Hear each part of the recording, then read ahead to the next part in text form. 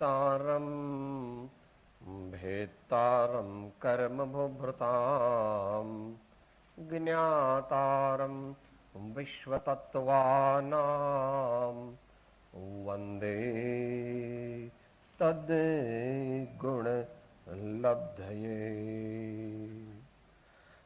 अज्ञानतिमिरान्धानां ज्ञानाञ्जनशलाकया चक्षुः उन्मीलितं येन तस्मै श्रीगुरवे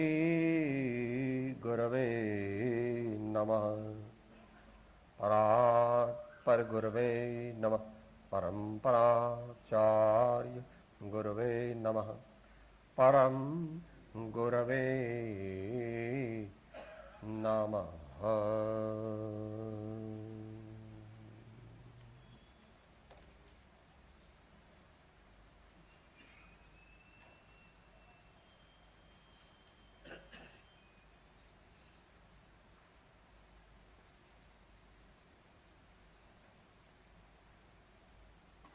જીવનમાં સાચી શાંતિ,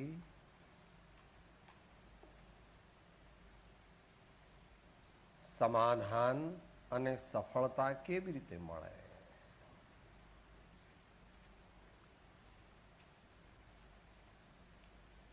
મારા જીવનમાં મને સાચી શાંતિ, સમાધાન અને સફળતા કેવી રીતે પ્રાપ્ત થાય?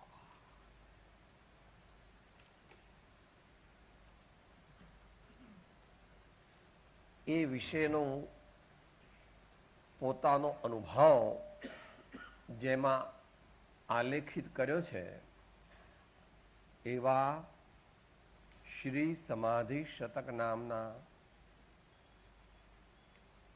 અધ્યાત્મ શાસ્ત્રની આપણે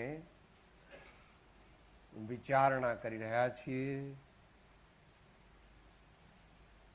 અવલંબન લઈ રહ્યા છીએ, ચિંતન કરી રહ્યા છીએ.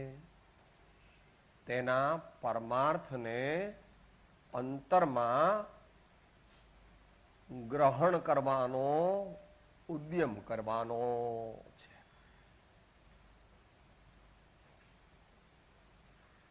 શબ્દો શબ્દો છે, શબ્દો શબ્દો છે, શબ્દો ઉપયોગી છે, ઉપકારી છે, પણ એની મર્યાદા છે. જે શબ્દ બ્રહ્મ પરબ્રહ્મ તરફ દ્રષ્ટિ ન લઈ જવા દે, જે શબ્દ બ્રહ્મ એવો શબ્દ વાપર્યો છે આચાર્યોએ, કારણ કે એમાં પણ એક વિશેષ શક્તિ છે. શબ્દમાં વિશેષ શક્તિ છે. કયા શબ્દની વાત ચાલે છે? મોટા જ્ઞાની આચાર્ય ધર્માત્માઓના શબ્દની વાત ચાલે છે.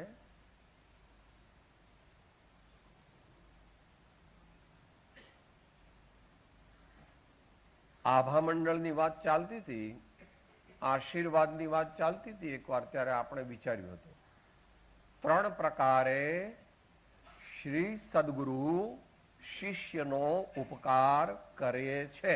મુખ્યપણે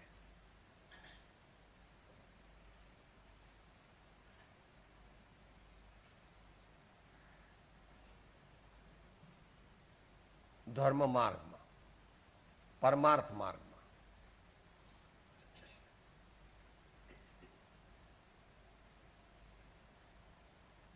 કેટલાક દર્શનોમાં એને શક્તિપાત કહે છે, કેટલાક દર્શનોમાં એને શક્તિપાત કહે છે. શ્રી ગુરુ પોતાની શક્તિનો સંચાર કયા માધ્યમથી કરે? એક તો કહે છે દ્રષ્ટિ. જેમ ભગવાનની દ્રષ્ટિમાં આપણી દ્રષ્ટિ મળે તો આપણું કલ્યાણ થાય, પ્રેરણા મળે. ગઈકાલે હમણાં 3-4 દિવસથી આપણે રાતના ભક્તિ કરીએ છીએ ને,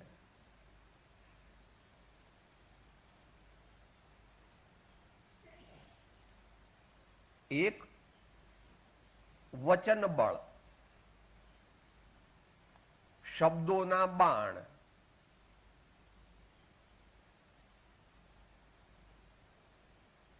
એ બીજો પ્રકાર. અને ત્રીજો પ્રકાર સંસ્પર્શ.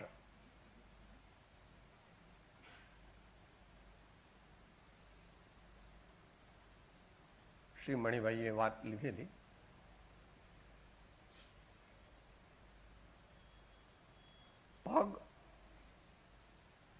પગની આંગળીઓ, પગ સામાન્ય રીતે પગ ને પગની આંગળીઓ એટલે અંગૂઠો અને 4 આંગળીઓ, એવી જ રીતે આ હાથ અને તેની આંગળીઓ એ શક્તિ પ્રદાન કરવા માટેનું વિશેષ સાધન છે. તો આવા 3માંથી કોઈ પણ પ્રકારે જે મુમુક્ષુ ધર્માત્માને શ્રી સદગુરુદેવની કૃપા પ્રાપ્ત થાય છે તો તેને મોક્ષ માર્ગની એની મંજિલ એ જલ્દી જલ્દી કપાય છે. એટલે શબ્દની વાત આવી.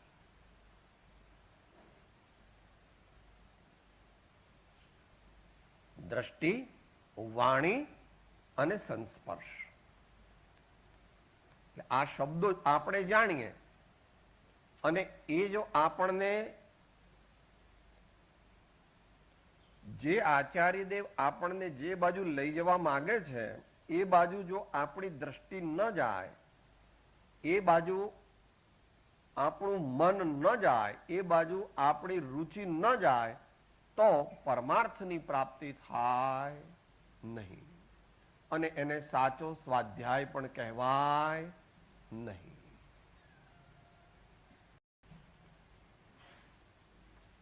અત્યારે જે 2 ગાથાઓ વિચારવાના છીએ મુખ્યપણે 95 અને 96 શ્રી સમાધિ શતકની. એમાં આચાર્ય દેવે મનોવૈજ્ઞાનિક દ્રષ્ટિકોણથી મોક્ષ માર્ગની સિદ્ધિની વિચારણા રજૂ કરી છે. મનોવૈજ્ઞાનિક દ્રષ્ટિકોણની મુખ્યતાથી મોક્ષ માર્ગની એટલે આત્મકલ્યાણની બોધિ સમાધિની પ્રાપ્તિ કેવી રીતે થાય, એક એક લીટી આપણે ઝીલીશું.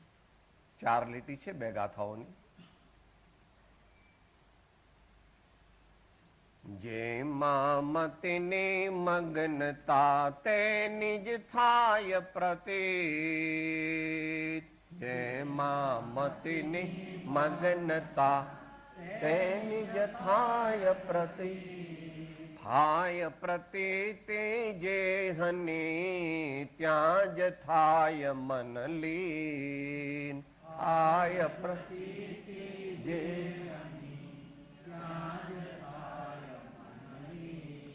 જ્યાં નહીં મતિની મગનતા તેની ન હોય પ્રતીત. જ્યાં નહીં મતિની મગનતા તેની ન હોય, જેની ન હોય પ્રતીત ત્યાં કેમ થાય મન લીન. જેની ન હોય પ્રતીત ત્યાં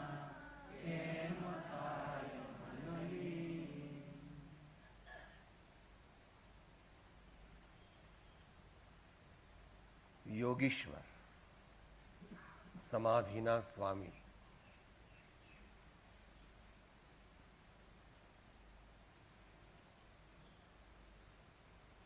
એનું વિજ્ઞાન આખું સમજાવે છે. મનોવિજ્ઞાન. સમાધિમાં ઉપયોગની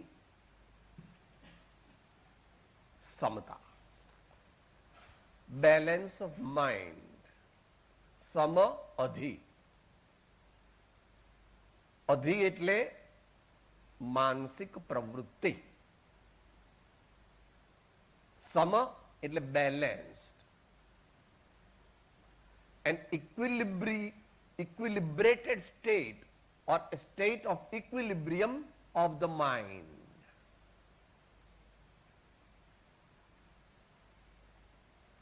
શાંત સરોવર હોય એવું જેનું મન બને તેને સમાધિની પ્રાપ્તિ થાય.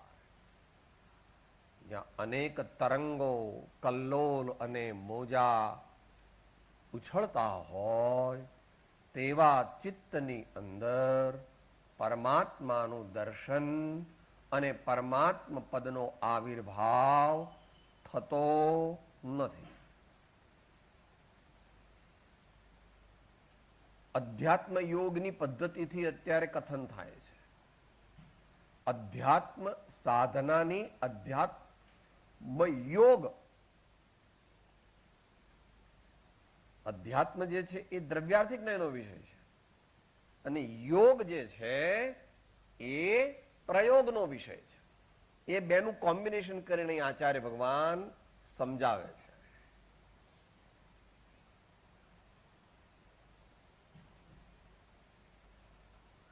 તો 3 સાધન છે.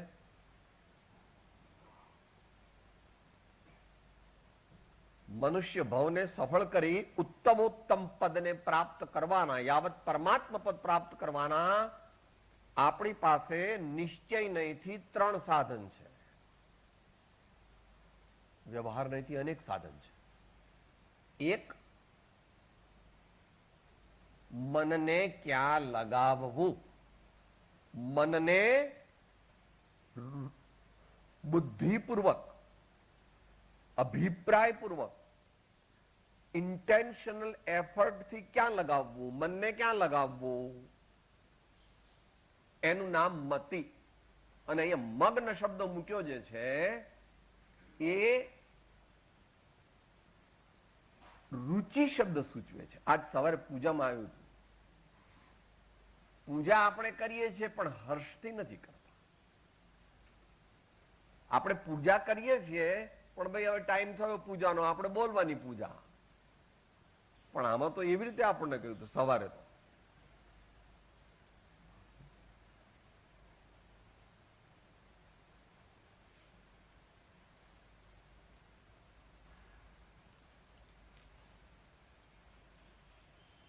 ભાવનો ઉભરો આવવો જોઈએ. ભાવનો ઉભરો આવવો જોઈએ તો મગ્નતા આગળ ઉપર થાય. All the religious and spiritual practices are not to be undertaken as routine or as duty, but they are to be looked upon as a result of my inner aptitude. મારા અંતરના ની જે રુચિ અને જે અંતરમાં ઉછળતો ભાવ, લાઇકિંગ જે છે એના ફળ રૂપે ધર્મ જીવન થવું જોઈએ. આ ભાઈએ કીધું એટલે હું કરું છું. આપણે અહીંયા આગળ જઈએ એટલે આમ કરવું પડે. એ પરમાર્થ ધર્મને પ્રાપ્ત કરવાની રીત નથી. પહેલું ચરણ છે જેમાં મતિની મગ્નતા. જે વસ્તુ, વ્યક્તિ કે પ્રસંગની અંદર વારંવાર તમારું મન લાગે, દોડે, એ બાજુ જાય અને એ બાજુ જાય તે પણ હર્ષથી અને વોલન્ટરીલી, સ્વેચ્છાએ, જેમાં મતિની મગ્નતા. સાદી ભાષામાં એને પ્રેમપૂર્વક યાદ કરવું એમ કહે છે. પ્રેમપૂર્વક યાદ કરવું. જેમાં મતિની મગ્નતા તેની જ થાય પ્રતીત. જ શબ્દ વાપરે છે આચાર્ય ભગવાન. તેની જ થાય પ્રતીત. પ્રતીત એટલે શ્રદ્ધા, faith, inner trust, inner inclination, પ્રતીતિ.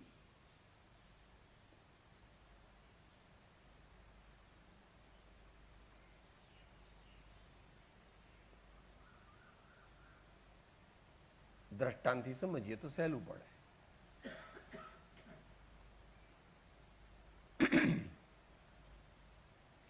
પહેલાના જમાનામાં નળ વગેરે નહોતા.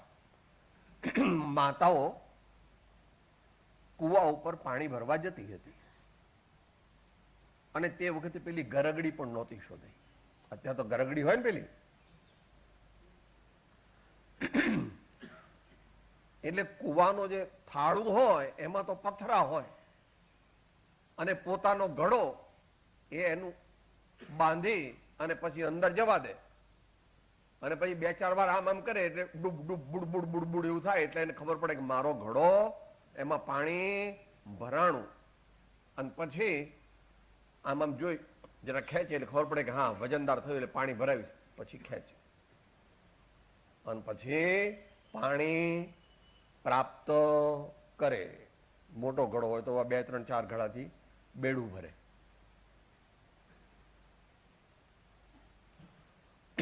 વારંવાર તે દોરડાની અસરથી એવા કાળમિંડ પથ્થર ઉપર પણ ઘસરકો પડી જાય છે,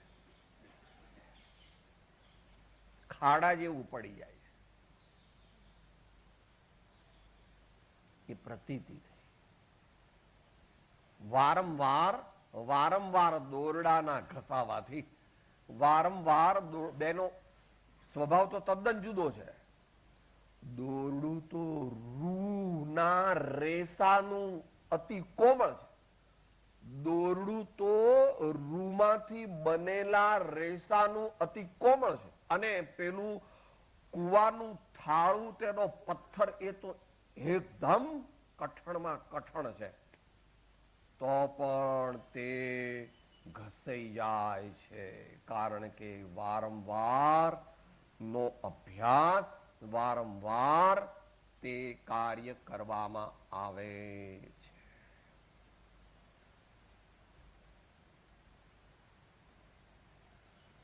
એમ જો આપણે વારંવાર પ્રેમપૂર્વક અને સમજણપૂર્વક પરમાત્માનું સ્મરણ કરીએ તો આપણા આત્મા ઉપર ભગવાનનો ઘસરકો પડી જાય. કે પછી શું થાય કે પછી અજપાજાપ થાય. એને અજપાજાપ કહે છે. આગળ વધે ત્યારે અમુક હદ સુધી, આ ભક્તિની પદ્ધતિ છે, અમુક હદ સુધી ભક્ત ભગવાનને ભજે છે અને પછી ભગવાન ભક્તને ભજે છે. સાહેબ તમારું ઠેકાણ નથી, આવું શું બોલો?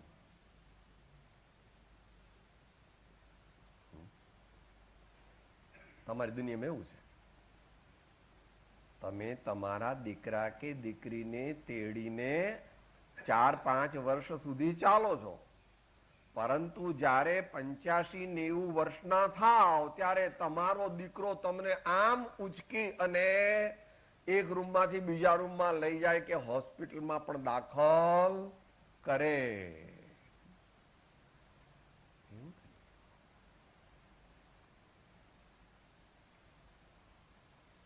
मन ऐसा निर्मल भया, मन ऐसा निर्मल भया, जैसे गंगा नीर पाछे पाछे हरि फिरे, पाछे पाछे हरि फिरे, कहत कबीर कबीर, कहत कबीर कबीर. ભગવાન મારી પાછળ પાછળ આવીને મને બોલાવે કે આ તો તમે ઇમોશનલી ઓરિએન્ટેડ ને, તમને કઈ સૈદ્ધાંતિક જ્ઞાન નહીં એટલે આવું બધું બોલો છો. એટલે ભગવાન કહે છે મારા સ્વામી સર્વજ્ઞ પરમાત્માએ એવું જોયું છે કે 5મું ગુણસ્થાન પ્રાપ્ત કરે, 4થું ગુણસ્થાન પ્રાપ્ત કરે એટલે તો ગુણશ્રેણી નિર્જરા થાય, પણ 5મું ગુણસ્થાન પ્રાપ્ત કરે એટલે કે વધારે ધર્મમાં આગળ વધે, આત્માના શુદ્ધ આત્માના અનુભવના માર્ગની અંદર આગળ વધે એટલે અસંખ્યાત ગુણ શ્રેણી નિર્જરા થાય. ભલે શાસ્ત્ર ભાષાનો શબ્દ છે, અસંખ્યાત ગુણ શ્રેણી નિર્જરા થાય. મોક્ષ માર્ગમાં એની ગાડી ટોપ ગિયરમાં જાય છે. કેમ? એવો પુરુષાર્થ, એવી તત્પરતા, એવો સમર્પણ ભાવ, એવો સરફરોશીનો ભાવ. તું ગતિ તું મતિ આશરો, તું આલમ મન મુજ પ્યારો રે, વાચક યશ કહે માહરે, તું જીવ જીવન આધારો રે.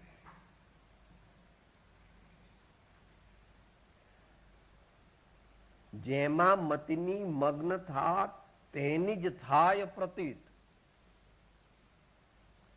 બધા કહે છે કે અમારે સમ્યક દર્શન જોઈએ છે. દુનિયાના મનુષ્યો એમ કહે છે કે અમારે સમ્યક દર્શન જોઈએ છે, પણ સમ્યક દર્શનનો ઉપાય કરવા કોઈ પણ તૈયાર નથી. આખો દિવસ માણસ એની ગણે છે જે સમ્યક દર્શનને બાધક છે એની. એવું કૃપાળદેવે કહ્યું છે. બોલો પત્ર.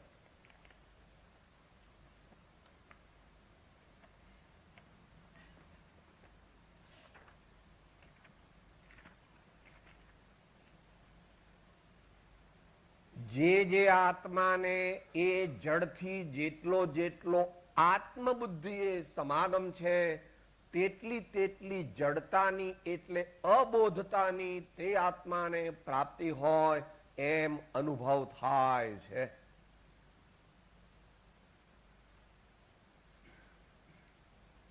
ગંભીરપણે વિચારવું. ફરીથી શ્રીમદ રાજચંદ્ર વચનામૃત પત્રાંક 55.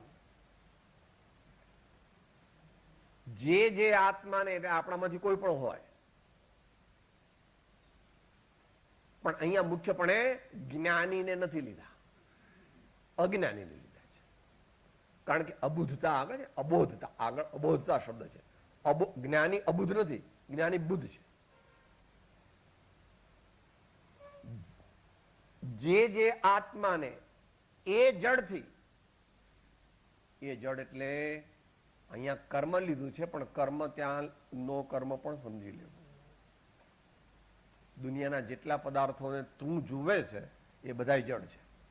તું જુએ છે તે મારો આલ્સેશિયન ડોગ છે, તે એને પણ તું તો જડ તરીકે જ જુએ છે.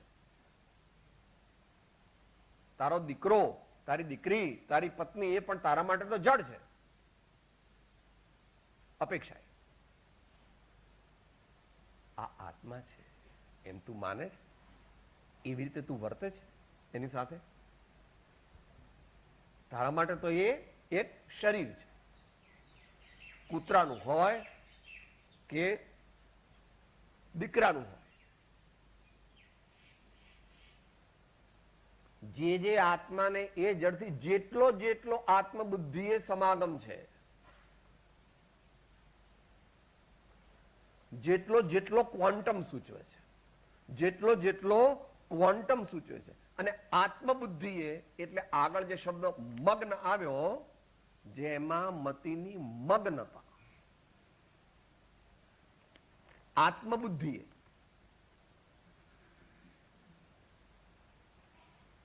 આ પુસ્તક મારું છે એમ જ્યારે આ દેહધારી કહે ત્યારે એ આ પુસ્તકને આત્મબુદ્ધિથી સ્વીકારે.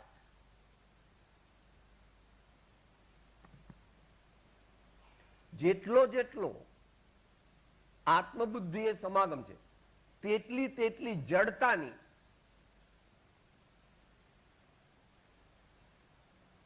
એટલે અબોધતાની. જડતા કહો, અજ્ઞાન કહો, મિથ્યાત્વ કહો, આત્મભ્રાંતિ કહો, અવિદ્યા કહો, અનંત સંસારીપણું કહો,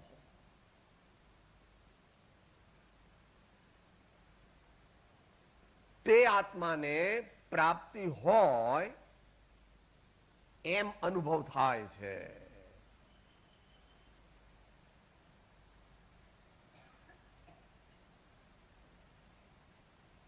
એમ અમે જાણીએ છીએ, અનુભવથી જાણીએ છીએ. આગલા ભવો ની આરાધનાથી અને આ ભવની આરાધનાથી આ પ્રકારે છે.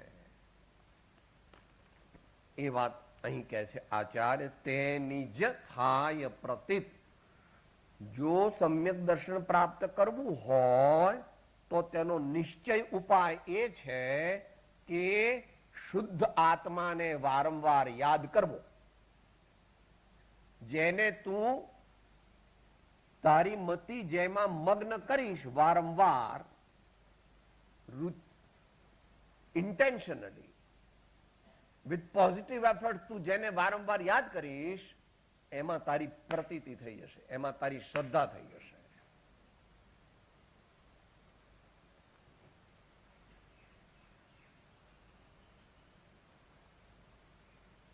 સ્મરણનો મહિમા છે, વારંવાર યાદ કરવાનો મહિમા છે. એટલા માટે મહાપુરુષો સ્મરણની વાત કરે છે, જેને કૃપાળુદેવ વિચાર યોગ કહે છે. કર વિચાર તો પામ. શું કહે છે? કર વિચાર તો પામ. કર વિચાર એટલે શું? યાદ કર, એમ કહે છે. યાદ કર, ભાવપૂર્વક યાદ કર, એમ કહે છે. તો શું થાય? એની પ્રતીતિ થાય, એમાં શ્રદ્ધા જાગે. આમ જ છે એવી અંતરંગ માન્યતા. આમ જ છે એવી અંતરંગ માન્યતા, શ્રદ્ધા. થાય પ્રતીતિ જેહની, ત્યાં જ થાય મન લીન.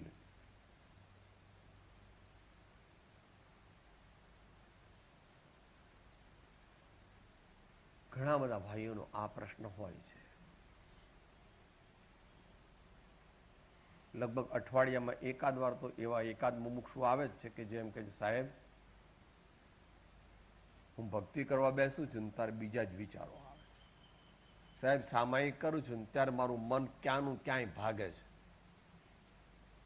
સાહેબ, સ્થિરતા રહેતી નથી. સાહેબ, એકાગ્રતા થતી નથી. સાહેબ, ભગવાનમાં ચિત્ત લાગતું નથી. સાહેબ, સુરતા રહેતી નથી.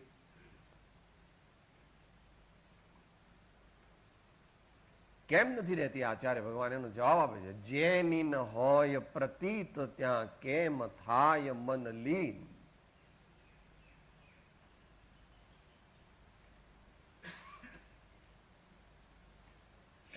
શ્રદ્ધા પાકી નથી. શ્રદ્ધા નથી એટલે ત્યાં આગળ ચિત્ત લીન થતું નથી, એમાં ચિત્ત ચોંટતું નથી. કારણ કે આ મને પરમ આનંદનું કારણ છે. આ મને સર્વોત્તમ પરમ પદની પ્રાપ્તિનું કારણ છે. મારા મનુષ્ય ભવની પૂર્ણ સફળતાનું કારણ છે. એવી અંદરમાં હજુ માન્યતા પાકી થઈ નથી.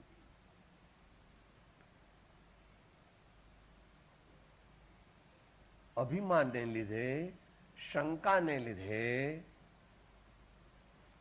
વધારે પડતી બુદ્ધિ ચલાવવાને લીધે, કુબુદ્ધિ હોવાને લીધે, અનેક પ્રકારના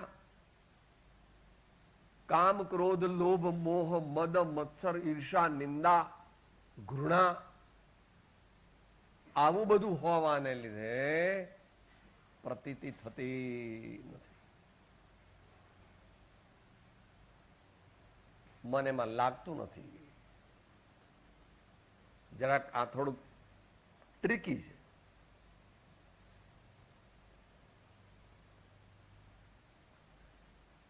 પ્રેમથી પરિચય વધે અને પરિચયથી પ્રેમ વધે. પ્રેમથી પરિચય વધે અને પરિચયથી પ્રેમ વધે. સામાન્ય કથન છે.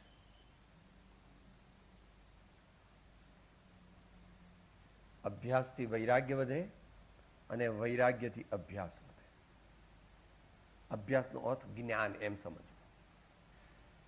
જ્ઞાન વધારવું હોય તો એનો ઉપાય વૈરાગ્ય છે. અને વૈરાગ્ય સાચો જો પ્રાપ્ત કરવો હોય તો તેનો ઉપાય જ્ઞાન છે. તો જ્ઞાન વૈરાગ્યની જોડી છે અને એ જ સમ્યક દ્રષ્ટિ ધર્માત્માનો આત્મ વૈભવ છે. એમ શ્રીમદ ભગવદ કુંદ સ્વામીની આજ્ઞાથી અમૃતચંદ્ર દેવ કહે છે. સમ્યક દ્રષ્ટે ભવતિ નિયતમ જ્ઞાન વૈરાગ્ય શકતે. સમ્યક દ્રષ્ટે, સમ્યક દ્રષ્ટિને ભવતિ નિયતમ, નિયમપૂર્વક હોય છે. શું હોય છે? જ્ઞાન વૈરાગ્ય શકતે. બોલો, 856 માં 5 પ્રકાર કીધા, એમાંથી 2 આવી ગયા. 856 માં કયા 5 બળ કીધા બા?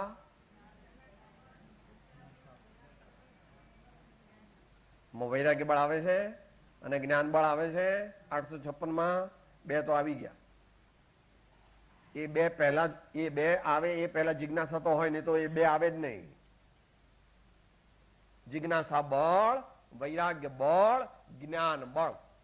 હવે વિચાર બળ અને ધ્યાન બળ વિશેષ લાવવાના બાકી રહ્યા. એ ચારિત્રની સાધના છે, વિશેષ ચારિત્રની સાધના છે. નિયતમ શબ્દ જે વાપર્યો છે આચાર્ય ભગવાને, અહીંયા જ શબ્દ વાપર્યો છે. બીજા ચરણમાં અને ચોથા ચરણમાં તેની જ થાય પ્રતિ, અને ત્યાં જ થાય મન લીન. મહાવીર ભગવાનની કથન પદ્ધતિમાં જ શબ્દ ક્યારેક જ વપરાય છે. મહાવીર ભગવાનની કથન શૈલીમાં જ શબ્દ ક્યારેક જ વપરાય છે. પણ જ્યારે વપરાય ત્યારે એના પર ગંભીરપણે વિચાર કરવો. જ્યારે એ વપરાય ત્યારે એના ઉપર ગહન વિચાર કરવો.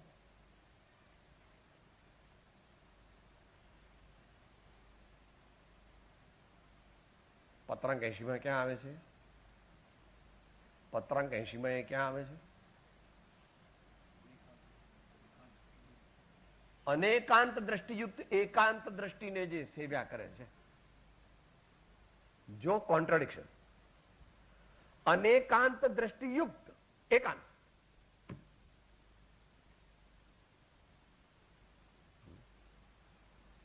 ફટકડીમાં મૂકેલી સાકર ખાય ત્યારે પહેલા કડવી જ લાગે, પણ એ ખરેખર કડવી છે? ફટકડીમાં મૂકેલી સાકર તે કઈ ખરેખર સાકર કઈ બદલાઈ નથી ગઈ, સાકર કઈ કડવી થઈ નથી ગઈ, પરંતુ એના પર અસર થઈ. અનેકાંત દ્રષ્ટિયુક્ત એટલે સ્યાદવાદને, અનેકાંતને, સાપેક્ષવાદનો સ્વીકાર કરે છે અને છતાં પણ દ્રઢતા કરી છે. એટલે એકાંત એમ કીધું, પણ અનેકાંત દ્રષ્ટિયુક્ત આવ્યું એટલે એ એકાંત તે દુનિયાનું એકાંત નથી, પણ જ્ઞાનીનું એકાંત છે. એટલે જ શબ્દ અહીંયા મૂકે છે. થાય પ્રતીતિ જેહની ત્યાં જ થાય મન લીન.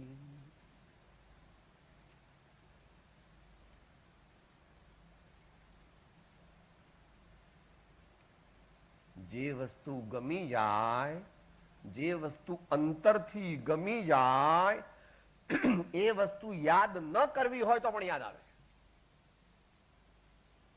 જે વસ્તુ અંદરથી ગમી જાય તે વસ્તુ યાદ ન કરવાનો સંકલ્પ કરે તો પણ યાદ આવે. એટલે સામાયિક લાગતો નથી, ધ્યાન લાગતું નથી. અપેક્ષિત કથન જાણો. રુચિ જગતના પદાર્થોમાં છે અને માળા ભગવાનની ગણે છે.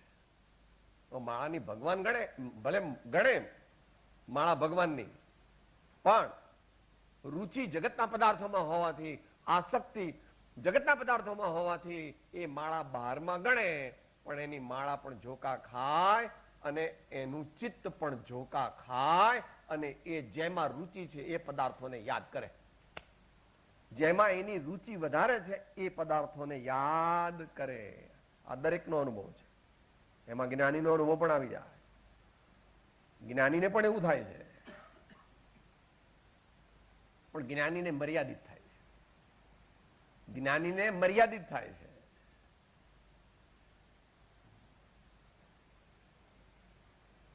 આત્મજ્ઞાન થાય એટલે કઈ બીજી વસ્તુઓ બધી યાદ જ ન કરે એવું નથી.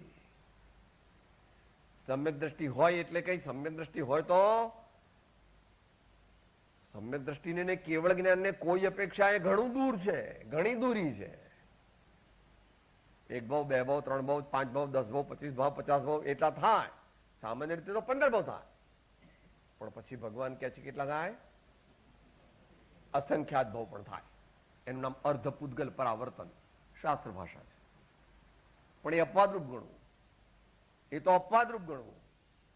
એને સમ્યક દર્શન થાય અને 1, 2 કે 3 ભાવમાં એને પરમાત્મા પદની પ્રાપ્તિ થઈ જાય. તો આપણે આમાંથી શીખવું શું? આપણે કરવાનું શું? આ ગાથા વાંચી એમાં મારા જીવનમાં આને કરવાનું શું? આ ગાથા જાણીને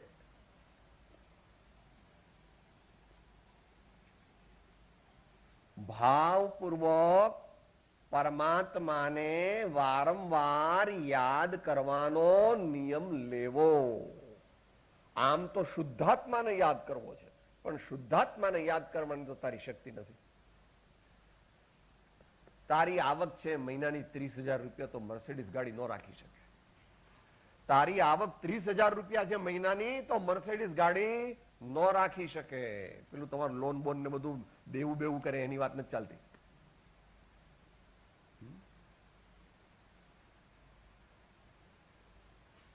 બધા કે અમારે શુદ્ધાત્માનો અનુભવ કરવો છે. પ્રભુ, શુદ્ધાત્માનો અનુભવ તો બહુ આગળ ઉપર થાય. દીર્ઘકાળ સુધી પરમાત્મા ના સંસ્કાર જેના સ્મૃતિપટ ઉપર અંકાય,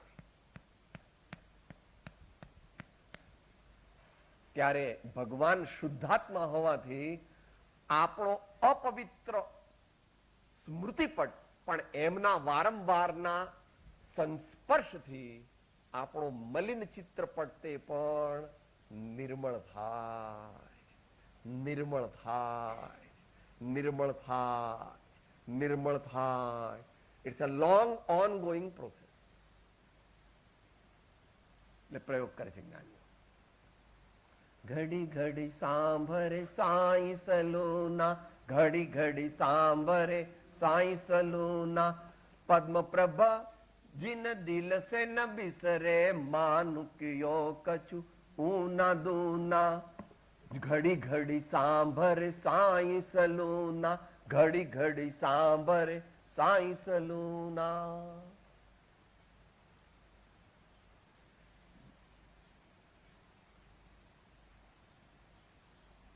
પ્રયત્ન બીજી બધી વસ્તુને ભૂલવી. કારણ કે સૌથી મોટો દોષ કીધો 108માં સૌથી મોટો દોષ કયો કીધો? તારો દોષ એટલો જ કે પોતે પોતાને ભૂલી જવું અને અન્યને પોતાનું માનવું.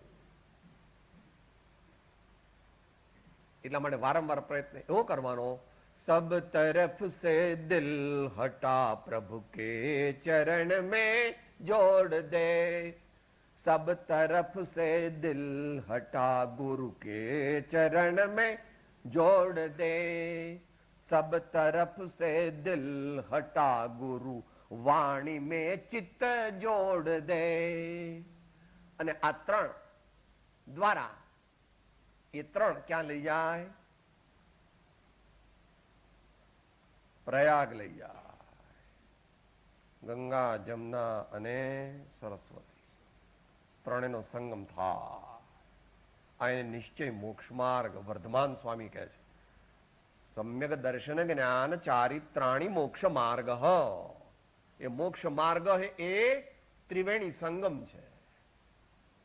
ત્યાં કોણ કોણ આવ્યું? ગંગા, જમુના અને સરસ્વતી ત્રણ ભેગા થયા ત્યારે નિશ્ચય મોક્ષ માર્ગ પ્રગટ્યો. એટલા માટે આપણે બીજી બધી નિયમો લઈએ છીએ, એમાં આ નિયમ ખાસ લેવો કે હું દર 1 કે 2 કલાકે ભગવાનને, સદગુરુને, સંતોને, તેમની દિવ્ય વાણીને ભાવપૂર્વક યાદ કરીશ.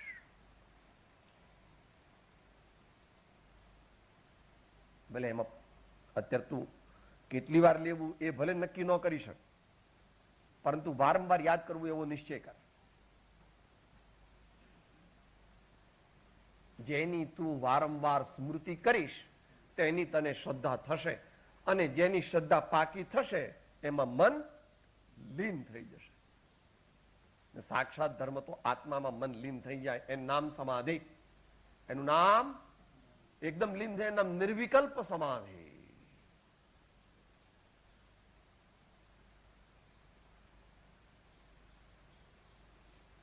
ત્યાં જ થાય મન લીન.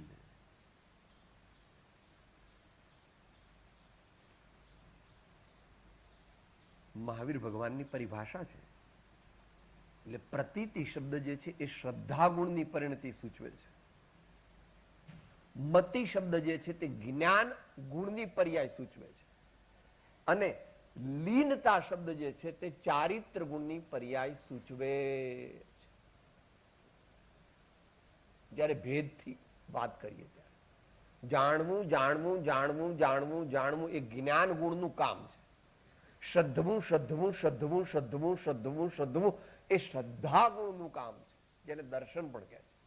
અને સ્થિર થવું સ્થિર થવું સ્થિર થવું સ્થિર થવું, डट जाना, लीन रहना, डिगना नहीं,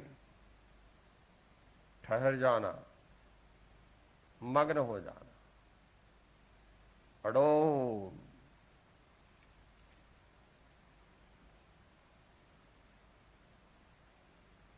ચારિત્ર ગુણની પર્યાય છે.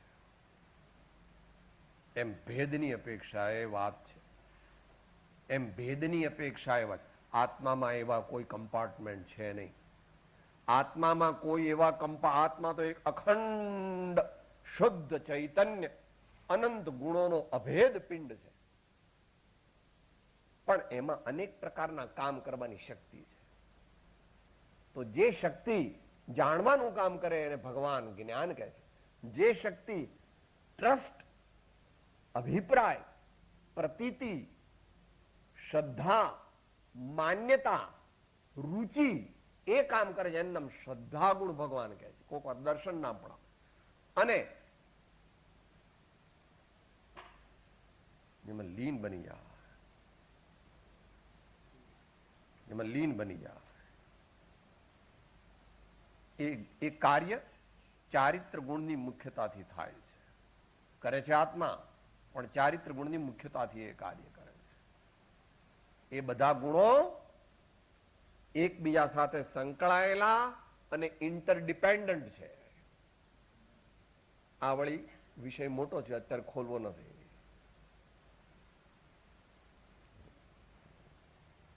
એ પંડિત લોકોનો મોટો પ્રોબ્લેમ છે.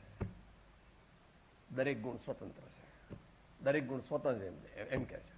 દરેક ગુણ સ્વતંત્ર છે એ વાત સાચી, પણ દરેક ગુણ સાપેક્ષપણે સ્વતંત્ર છે. કે સાહેબ એમ કેમ? પુરવાર કરી આપો. તારો દર્શન ગુણ જો નિર્મળ થાય તો ચારિત્ર ગુણને ફરજિયાત નિર્મળ થવું પડે, અને જ્ઞાન ગુણને પણ ફરજિયાત નિર્મળ થવું પડે. એમાં ત્રણ કાળ ત્રણ લોકમાં કોઈ પણ પ્રકારનો ફેરફાર થઈ શકે નહીં. આપો બે દ્રષ્ટાંત. વચનામૃતનો આપો પહેલા. અનંત કાળથી જે જ્ઞાન ભવ હેતુ થતું હતું તેને સમય માત્રમાં જાત્યંતર કરી ભવ નિવૃત્તિ રૂપ કર્યું. તે કલ્યાણ મૂર્તિ સમ્યક દર્શનને નમસ્કાર હો. હવે એ વાત બીજી વાર આ રીતે બતાવો કર્ણાનુયોગથી. હા, સર્વગુણાંશ તે સમ્યક, બીજી રીત છે સમજવાની. હવે કર્ણાનુયોગથી સમજો તો એનું કોન્સ્ટિટ્યુશન એવું છે. 7 પ્રકૃતિ છે, એમાં 3 તો શ્રદ્ધા ગુણને મારનારી છે અને 4 ચારિત્ર ગુણને મારનાર. અને એ 7નું એક યુનિટ છે, એ તોડી ન શકો તમે. એ તમે તોડી શકો નહીં, કોઈ પણ ન તોડી શકે. ઓલ ઓર નન. સમકિત અડધું થાય નહીં, પા થાય નહીં. સમકિત આખું થાય અથવા ન થાય. એ વાત જુદી છે કે એમાં થોડી ડોટ લાગે, કોઈ ડાઘ લાગે, એ વાત જુદી છે. પણ તેથી કે તમારે ભાઈ સાડીને જરા ડાઘ લાગે કે સાડી મટી ગઈ, સાડીને કઈ ડાઘ લાગ્યો એટલે કે સાહેબ આ તો સાડી મટી ગયા, ભાઈ સાડી જ છે, એ ધોઈ નાખો તો પાછી બરાબર છે, કામમાં આવે. આત્મા તે ભગવાન રાજા છે અને ગુણો જે છે એ બધા એ રાજા કેમ એને કરવું પડે અને એનો સંબંધ ગુરુગમથી જાણવો પ્રાસંગિક વાત છે. ત્યાં જ થાય મનલી. માટે વારંવાર યાદ કરવું, વારંવાર યાદ કરવું, વારંવાર યાદ કરવું, વારંવાર યાદ. એટલે શું ક્યારે કરી શકે? તેના માટે આખું જીવન બદલવું પડે. એટલા માટે સંપ્રદાયમાં દીક્ષાની વ્યવસ્થા કરી છે, અથવા સંન્યાસની વ્યવસ્થા કરી છે, અથવા ત્યાગની વ્યવસ્થા કરી છે. તો એ પણ કોઈ અપેક્ષાએ ઉપકારી છે. એ પણ કોઈ અપેક્ષાએ ઉપકારી છે. એનું ઉપકારીપણું વચનામૃતમાં 636 થી અને 569 થી વાંચવું. 569 and 636.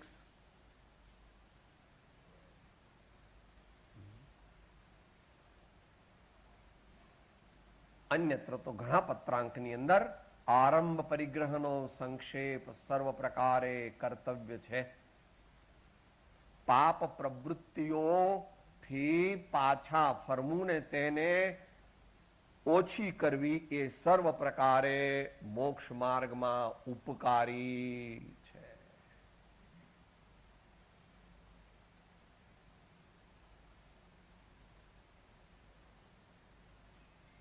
હવે જે આ ગાથા કહી એને હવે ઉલટી રીતે કહે છે.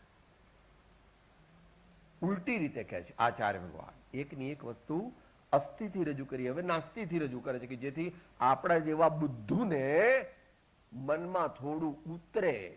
આપણી બુદ્ધિ કેટલી છે, કેવી છે?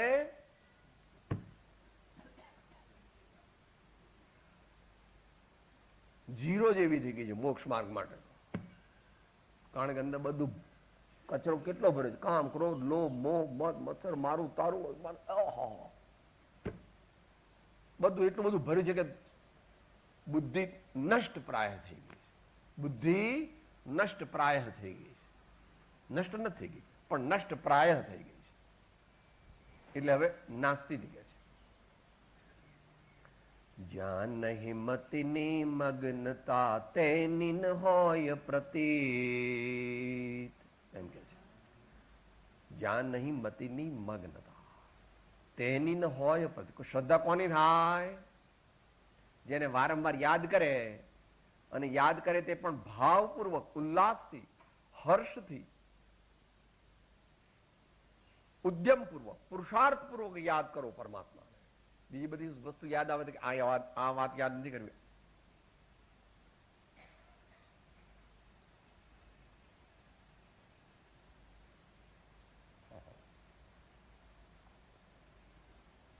એનું એ જ પદ આનંદજી મહારાજનું. આનંદ ઘન પ્રભુ એમ કહે તમે ધરો પ્રભુ કા ધ્યાન, મનાજે તું તો જીન ચરણે ચિત્ત લાય તેરો અવસર બીત્યો જા. કુંદ સ્વામીને સમતા પ્રાપ્ત કરવી છે તો પહેલા પંચ પરમેશ્વરી ભગવાનનું સ્મરણ, વંદન, પ્રણામ, નમસ્કાર, ત્રણેય કાળના પંચ પરમેશ્વરી ભગવાનને વર્તમાનમાં વિદ્યમાન એવા સિમંદરાદીને નમસ્કાર કરીને પછી પોતે કહે છે કે હવે હું સામ્ય નામના ચારિત્રને એટલે સમતાને એટલે સમાધિને પ્રાપ્ત કરવાનો મહાન ઉદ્યમ કરું છું. કૃપાળુ દેવે પણ એ ભક્તિ, સાચી ભક્તિ દ્વારા, સ્મરણ દ્વારા, ચિંતન દ્વારા સમતાની પ્રાપ્તિનું પ્રતિપાદન કર્યું છે. 15મા પાઠની ગાથા બોલો, સાથે બોલો. સમભાવે સદા પરિણામ થશે, જડ મંદ અધોગતિ જન્મ, શુભ મંગળ આ પરિપૂર્ણ ચહો, ભજીને ભગવંત ભવ અંત લહો, ભજીને ભગવંત ભવ અંત લહો. વિચારવા વિચારવાનું. સમભાવી સમભાવી સદા પરિણામ થશે. ચિત્ત સમતામાં આવશે, ચિત્ત શાંતિમાં આવશે, ચિત્ત સમરસ બનશે, અક્ષુબ્ધ, અનપર્ટર્બ્ડ, અનડિસ્ટર્બ્ડ થશે.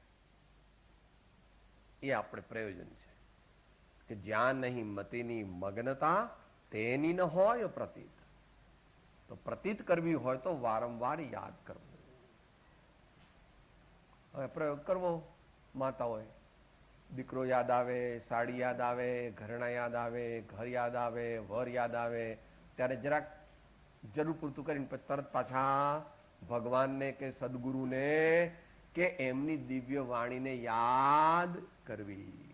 અને ભાઈઓને પેલી દુકાન યાદ આવે, અને બેંક બુક યાદ આવે, અને ઇન્કમ ટેક્સનું ફોર્મ યાદ આવે, અને સોશિયલ સ્ટેટસ યાદ આવે, અને પાર્ટી યાદ આવે, અને એવું બધું બીજું બધું યાદ આવે કે સાહેબ મારી તબિયત, મારી મૂછો, એવું બધું યાદ આવે ત્યારે એને ગૌણ કરવું. અને તરત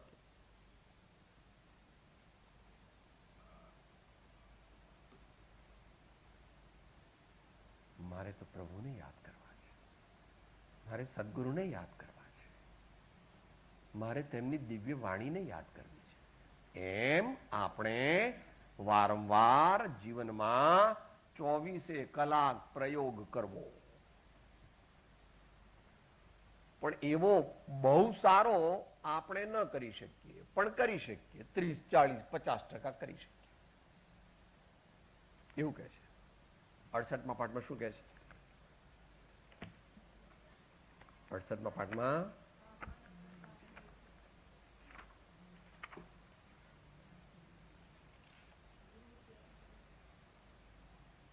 એ અભ્યાસ નિર્ગ્રંથતામાં બહુ થઈ શકે છે. એ અભ્યાસ નિર્ગ્રંથતામાં બહુ થઈ શકે છે.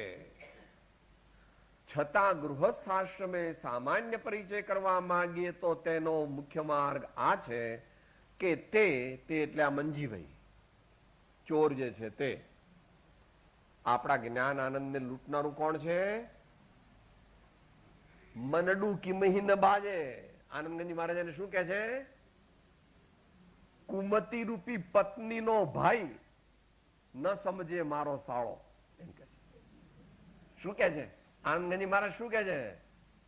ન સમજે મારો સાળો. આને કેટલું મનાવું છું પણ તો વારંવાર એને એ જે વસ્તુ અયોગ્ય કોઈ પણ વસ્તુ માગે તો એને આપવી નહીં. અને એ બનવું જરા કઠણ છે. એટલે કોઈ પણ સત્સંગના યોગમાં, સંઘમાં, નિવૃત્તિ ક્ષેત્રમાં, પરમાર્થ નિકેતનમાં, તીર્થમાં અથવા સંતોના સમાગમમાં રહેવાથી કેટલા બધા વિકલ્પો ઓટોમેટિક ઓછા થઈ જાય છે. અને ચિત્ત વારંવાર પરમાત્મામાં લાગી શકે. ચિત્ત વારંવાર સદગુરુના ચરણમાં લાગી શકે. પણ પોતે જાગૃત હોવું જોઈએ. પરમાત્માને જાણીને અને ચિત્ત લગાવવાનું છે. આપણે તો આને કહીએ છે તું ભગવાનને પગે લાગ, આને કહીએ છે તું પગે લાગ. આપણે રખડવા જઈએ છીએ મંદિરમાં જઈને ભગવાનને કે નીચો પગે લાગ ભગવાનને. આપણે પગે લાગવાનું છે.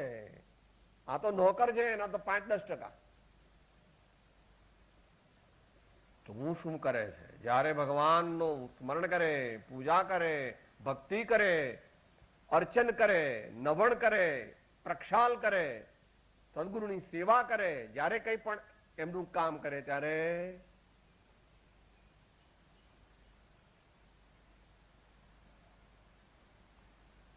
ऐसे करे गुरुदेव दया मेरा मोह का बंधन तोड़ दिया. ऐसे करे गुरुदेव दया मेरा मोह का बंधन तोड़ दिया. मेरा मोह का बंधन तोड़ दिया. બસ સમાપ્તિ ઉસરાયો. શરૂઆત કરી હતી કાં તો દ્રષ્ટિથી, કાં તો શબ્દ વેધક બાણથી અને કાં તો સંસ્પર્શથી. પણ કોને માટે? દરેકને નહીં. કોઈકના ઉપર સદગુરુની કૃપા થાય કે સાહેબ સદગુરુ એવા છે, સદગુરુ એવા નથી. તો કે કેમ થોડા પર કૃપા કરે ને બાકીના પર કેમ? એ તો બધા પર કૃપા કરે છે, પરંતુ જેની પાત્રતા જેટલી હોય તેટલું તે ગ્રહણ કરી શકે. એમ શ્રી આત્મસિદ્ધિ શાસ્ત્ર કહે. એટલે ભાઈ પૂરું થાય છે. જેની ન હોય પ્રતીત ત્યાં કેમ થાય મન. જેની શ્રદ્ધા હોતી નથી તેમાં મન ચોંટતું, તેમાં મન લીન થતું નથી. તો તમે પેલો પ્રશ્ન પૂછો કે ભાઈ એવા કેવા સદગુરુ કે થોડા પર કૃપા કરે ને થોડા પર ન કરે, કે એવું છે જ નહીં.